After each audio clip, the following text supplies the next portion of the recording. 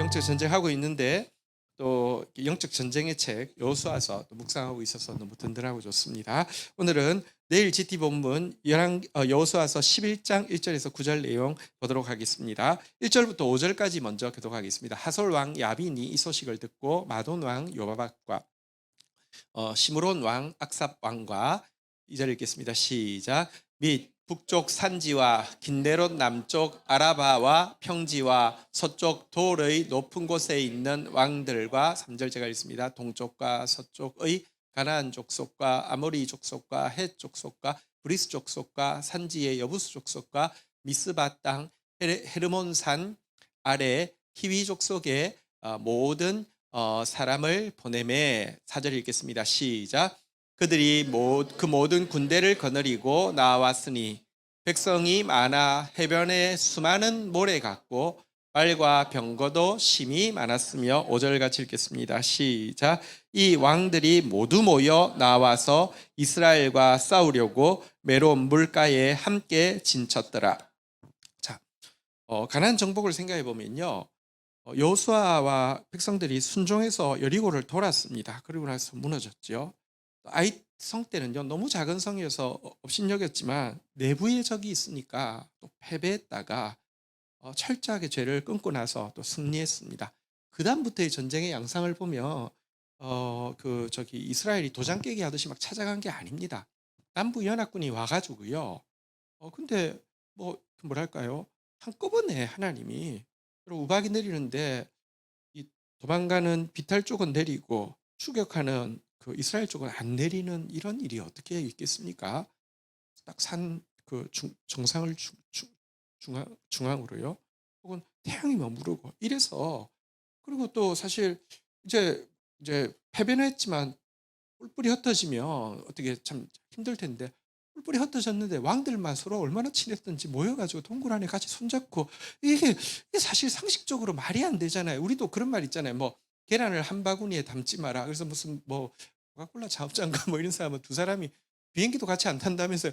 근데 어떻게 전쟁 중인데 지금 패배해서 각각 성으로 가는데 왕들은 5명이서 손잡고 동굴 안에 들어가 있었을까요? 이게 진짜 영적인 세계는요, 신비한 세계가 있습니다. 그래서 그냥 남부를 다 썰어버렸죠. 그랬더니 오늘 내용은 뭐냐고 하면 이제 북부군이 연합군을 형성해서 오게 되는데요.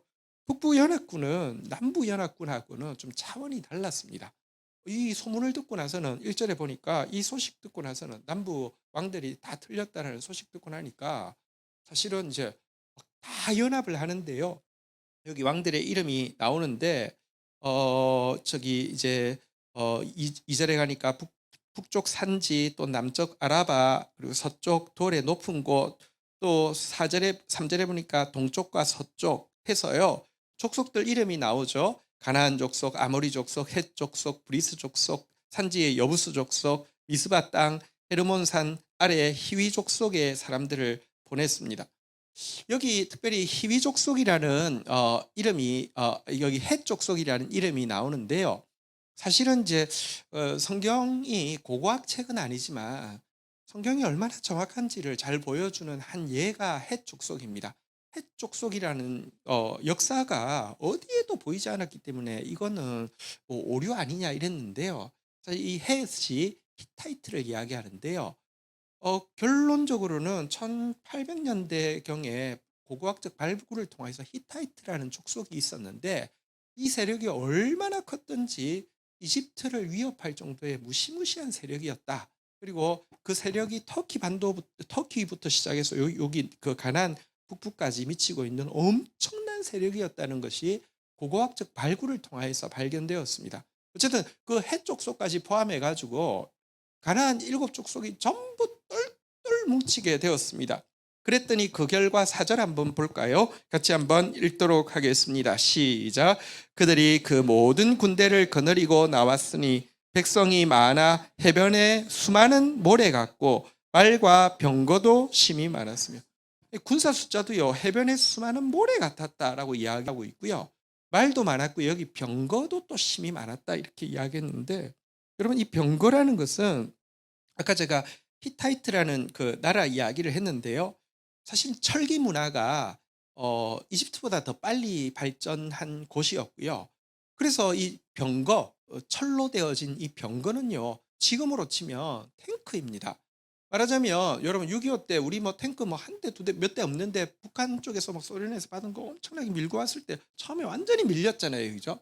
그런 것처럼 이 군사만 많을 뿐 아니라 병거로 무장되어 있으니 이거는 지금까지의 싸움과는 이 뭐랄까요? 이 좀 차원이 다른 전쟁을 눈앞에 두고 있게 되었다는 것입니다. 사실 여러분 지금 여호수아 때뿐 아니라 이제 사사기에 가면 각 지파별로 정복을 할 때인데요. 이때도 정복을 하기 가장 힘들었던 이유로 병거를 계속 뽑고 있음을 보게 됩니다. 사사기서 1장 19절에 보면요. 이런 말씀이 있습니다. 여호와께서 유다와 함께 계셨으므로 그가 산지 족속들을 쫓아내었으나 골짜기의 주민들은 철병거가 있으므로 그들을 쫓아내지 못하였으며 하면 철병거 있으면 일단 터치가 안 되는 거예요. 사사기 3장 4장 3절에도 이런 내용이 있습니다. 야빈 왕은 철병거 900대가 있어 20년 동안 이스라엘 자손을 심히 학대하였으므로 이스라엘 자손이 여호와께 부르짖었더라라고 하면서 여기 철병거 900대 때문에 20년 동안 압제를 당했다는 표현이 있는데 지금 정작 이 전쟁에서는 몇 대가 나왔는지 기록되어 있지 않지만 훨씬 더 많았을 확률이 높거든요. 그런데 여러분 이 엄청난 전쟁을 앞두고 있는데 하나님께서는 무엇이라고 말씀하십니까? 6절 같이 한번 읽도록 하겠습니다. 읽겠습니다. 시작. 여호와께서 여호수아에게 이르되 그들로 말미암아 두려워하지 말라. 내일 이맘때 내가 그들을 이스라엘 앞에 넘겨주어 몰살시키리니 너는 그들의 말 뒷발에 힘줄을 끊고 그들의 병거를 불사르라 하시니라. 여러분 근데 이때 하나님께서 주신 말씀은 이것입니다. 한번 따라하겠습니다. 그들로 말미암아 두려워하지 말라. 과거 전쟁을 앞두고 있을 때마다 나타나셔서 하신 하나님의 말씀하고 전혀 다르지 않죠. 두려워하지 말라, 놀라지 말라 그랬는데요. 이번에는 차원이 다른 대적인데도 똑같이 말씀하셨습니다.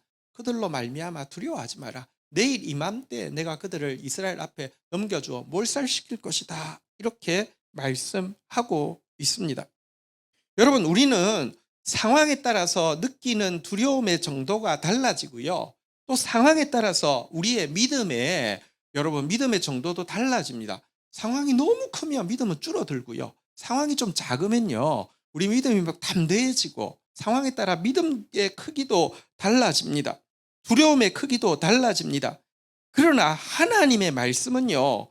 상황에 어떤 영향도 받지 않고요. 상황하고 상관없이 동일한 효력을 가지고 있습니다.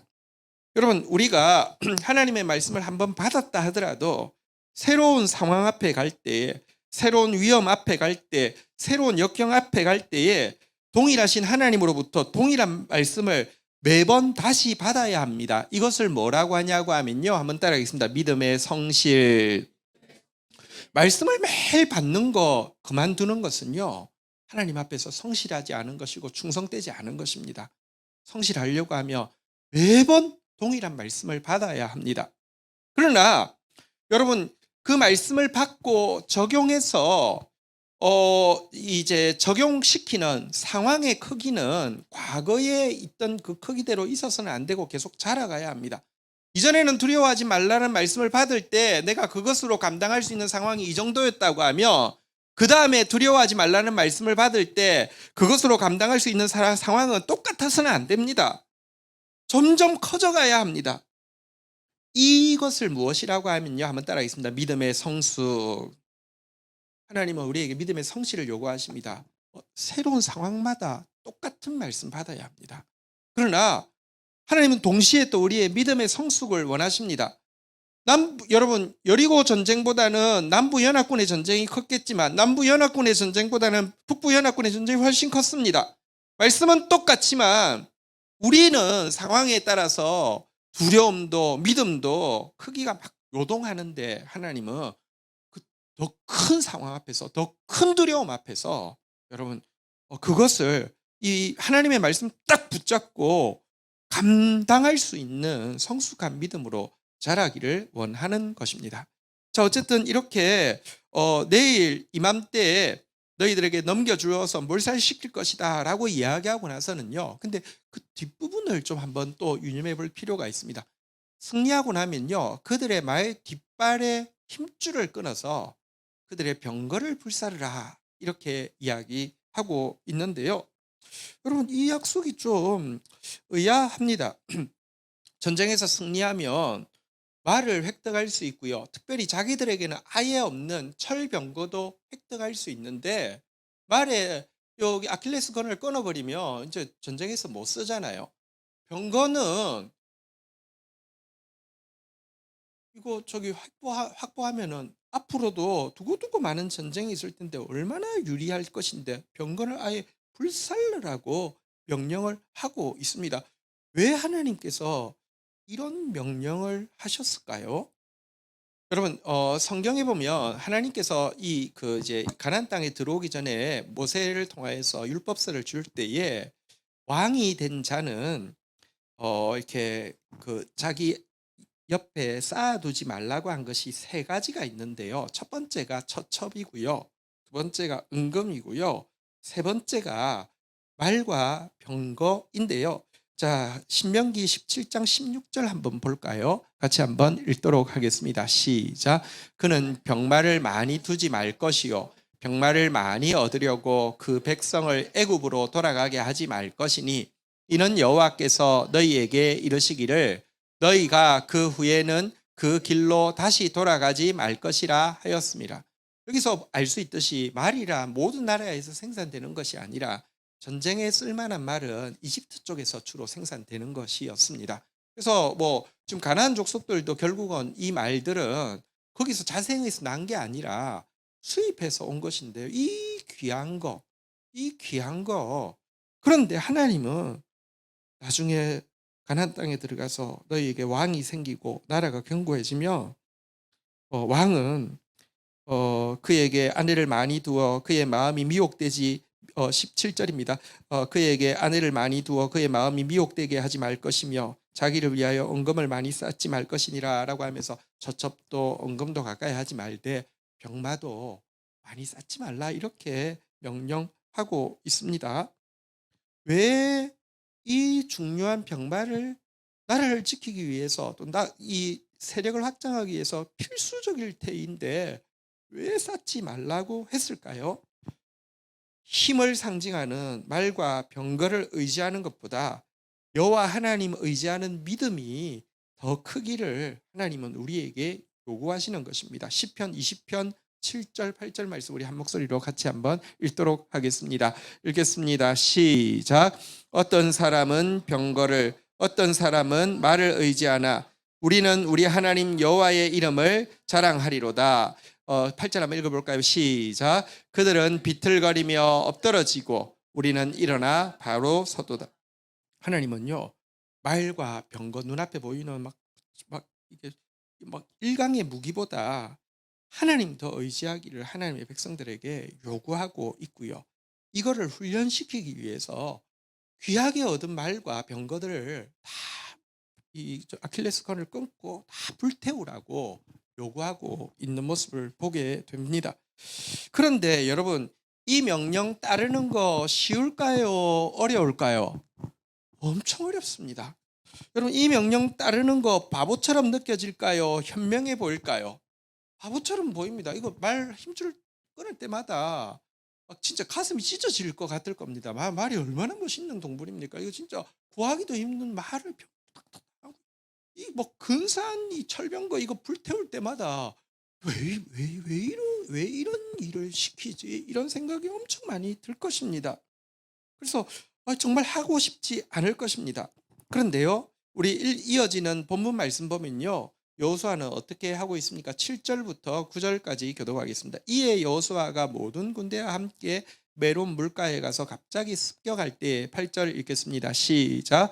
여호와께서 그들을 이스라엘의 손에 넘겨 주셨기 때문에 그들을 격파하고 큰 시돈과 미스르봇 마하임까지 추격하고 동쪽으로는 미스바 골짜기까지 추격하여 한 사람도 남기지 아니하고 쳐 죽이고. 9절 읽겠습니다. 시작. 여호수아가 여호와께서 자기에게 명령하신 대로 행하여 그들의 말 뒷발에 힘줄을 끊고 그들의 병거를 불로 살랐더라. 진짜 어려운데 순종하고 있는 모습을 보게 됩니다. 근데 여러분, 여호수아가 잘한 것일까요? 이거 진짜 잘한 것일까요? 사실 성경에 지혜의 왕이라는 솔로몬이 있잖아요. 그죠? 솔로몬은 지혜의 왕인데 나중에는 진짜 우매의 왕으로 바뀌잖아요. 그죠? 솔로몬은 정말 번영의 상징이었다고 하면 조금 지나면 쇠망의 상징이 되는데, 여러분, 그 지혜로운 자가 우매해지고 그 번영하던 자가, 열매로 가득한 자가 쇠망해지는 분기점이 어디냐?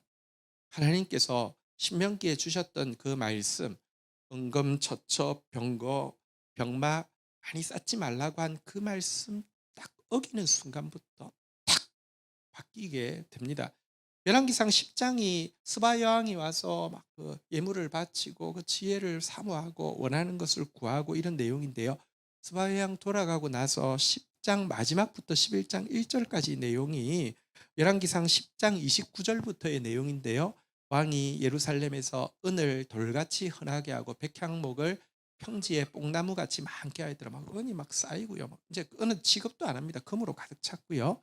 솔로몬이 말들을 애굽에서 들여왔으니 왕의 상인들이 값주고 산 것이며. 그러니까 말들을 막 엄청나게 수입해 왔는데 얼마나 엄청나게 수입을 했던지 29절에 보니까요.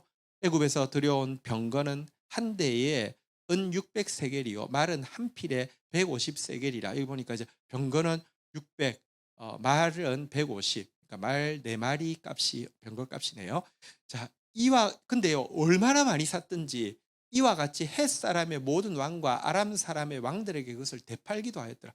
이제 아예 이 무기 그 중개 무역상이 돼 가지고요. 아까 헷이 히타이트라 그랬잖아요. 그죠? 나중에는 이집트하고 진짜 맞짱을 뜰 정도의 세력이 되는데 이들한테 무기 판매까지 하고 있었다. 이렇게 이야기를 하고 있습니다. 뭐 병거 막 엄청나게 쌓았죠. 그리고요. 11장 1절, 그다음에 11장 1절인데 한번 읽어 볼까요? 시작. 솔로몬 왕이 바로의 딸 외에 이방의 많은 여인들을 사랑하였으니 곧 모압과 암몬과 에돔과 시돈과 헷 여인이라. 여러분, 그리고 또 처첩도 엄청나게 쌓았어요. 그런데 솔로몬이 이 일을 하면서 여러분 자기가 나 왜 이렇게 어리석지라고 생각했을까요? 난 너무 현명한 것 같아. 현명해라고 생각했을까요? 현명해라고 생각했을까요? 나라의 힘은 은근에 있습니다. 이게 많으면 국력은 미국을 지금도 뭐 중국이나 뭐도 못하는 게, 여러분 이게 뭐 저기 달러가 피축 통하잖아요, 그죠? 금이 쌓여 있잖아요, 그죠? 자, 솔로몬이 뭐 이 금 쌓을 때 잘한다고 확실히 생각했을 것입니다. 무기, 여러분 병거, 말 막 진짜 얼마나 많든지 되팔아도 될 정도. 여러분 솔직히 말하면 여기 위에 있는 헷이나 아람한테 판다는 것은 자기 죽으려고 파는 건 아니겠죠. 자기보다 더 많이 팔지 않겠죠. 그러니까 얼마나 많았으면 팔아도 된다고 생각할 정도로 많았으면 우리나라는 이제는 아무도 못 건드려 이렇게 안 생각했겠습니까? 그리고요, 솔로몬에게 엄청난 교만이 있었습니다. 여러분 그분한 더그스티에 보니까 그런 내용이 있더라고요. 솔로몬은 자기가 하나님으로부터 지혜가 엄청 많이 받았잖아요, 그죠? 그래서 자기 목표는 뭐냐고 하면 웬만한 나라 공주들하고 전부 다 결혼해가지고 관계를 가져가지고 자기 DNA를 받은 이 자손들을 온 세계에 퍼뜨리며 온 세계가 이렇게 뭐랄까요, 하나님 나라가 된다, 약간 그런 믿음이 있었어요. 근데 하나님이요, 그 절대로 그렇게 되지도 않고요. 의외로 그래서 자손이 엄청 적었어요. 그러니까 자기는 이 좋은 DNA를 엄청, 그러니까 되게 요즘 또 저기 뭐죠, 일론 머스크가 자기 DNA를 가진 자식들을 놓게 하겠다고 하면서 뭐 이렇게 저기 뭐죠, 뭐 그 뭐 무슨 그 뭐죠, 결혼을 안 해도 막 그런 막 이렇게 정자를 막 기증하고 이렇게 해가지고 많이 낳았잖아요, 그죠? 약간 그런 생각이 솔로몬으로부터 온 것 같아요. 그러면서 자기는 현명하다고 생각했다니까요. 하나님의 말씀에는 위배되지만 딱 반대되지만 은금 가까이 하지 말라, 병거 많이 쌓지 말라, 처처 많이 두지 말라고 했는데 반대로 해도요. 하나도 찔림이 없었어요. 현명하다고 생각했어요. 그런데 세상에서 그렇게 지혜롭다던 솔로몬도 이 딱 말씀 어기는 순간부터 우매해지고요. 말씀 어기는 순간부터 나라를 말아먹었잖아요. 나라가 쪼개지잖아요. 그리고 뭐 나중에 이집트에서 와가지고 성전을 다 쓸어버리잖아요. 그죠? 자기 아들 때에. 꼭 기억하십시오. 하나님 말씀 순종하는 게 어리석은 게 아니라 하나님 말씀 순종하는 것이 가장 현명하고 지혜로운 것이라는 사실을 여러분 절대로 잊어서는 안 됩니다. 우리 힘들어도요. 힘줄 끊는 것이 쉽지 않습니다. 누구에게나 쉽지 않습니다. 저한테도 쉽지 않을 것 같아요. 병거 태우는 거 절대 쉽지 않습니다. 그런데 합시다. 그리고 공동체가 왜 중요합니까? 내가 하기 싫어도요. 같이 하면요. 하는 분위기가 되면 따라가요. 그래서 그 공동체가 기도 안에 깨 있어야 돼요. 여러분 그런 공동체 되기를 주의 이름으로 축원드립니다. 사실 솔로몬과 정반대가 스바 여왕이잖아요. 솔직히 한번 생각해 보세요. 스바 여왕은 압니다. 솔로몬 보니까 이 사람한테는 내가 절대로 유일한 사랑이 될 수 없다는 사실을 압니다. 약간 이 사람은 좀 자기를 약간 좀 뭐랄까요? 희롱하듯이 약간 그런 면도 있었습니다. 그 이제 탈무드에 나오는 이야기는 어떻게 하면 저 여자를 넘어뜨릴까 뭐 이래가지고 뭐 저기 탈무드에 나온 내용은 이것입니다. 뭐 이렇게 내 물건 중에 아무것도 건드리지 않으면 이렇게 그 건드리게 되면 내가 그 내 마음대로 한다 뭐 이런 뭐 조건을 제시했는데 그래놓고는 밤에 마지막 만찬을 돌아가기 전에 마지막 만찬에 짠 음식들만 막 잔뜩 주고 물을 안 줬다가 스바 형이 밤에 일어나가지고 목이 말라서 물 따 하는 순간에 솔로몬이 너 이렇게 뭐 그런 이야기가 탈무드에 나옵니다. 근데 어쨌든 약간 진짜 사랑한 거 아닌 거 알아요. 그런데 또 여자 입장에서 아이를 가지고 싶다는 소원을 이야기한다는 것은 사실 되게 자존심 상하는 거잖아요. 그죠? 근데 그 솔로몬이 아니라 솔로몬에게 주신 지혜가 너무 사모가 돼서 그런 뭐랄까요? 유일한 사랑도 아니고 자존심이 상하는데 그런 부탁을 한다? 혹은 여러분 나라와 나라의 대화인데 될 만한 부탁을 해야지 되지. 하면 반드시 까일 부탁을 하는 거 자존심이 상해서 아무도 안 합니다. 언약게 달라는 부탁을 어떻게 할 수 있을까요? 그만큼 하나님 앞에 가난했고요. 그만큼 절박했고요.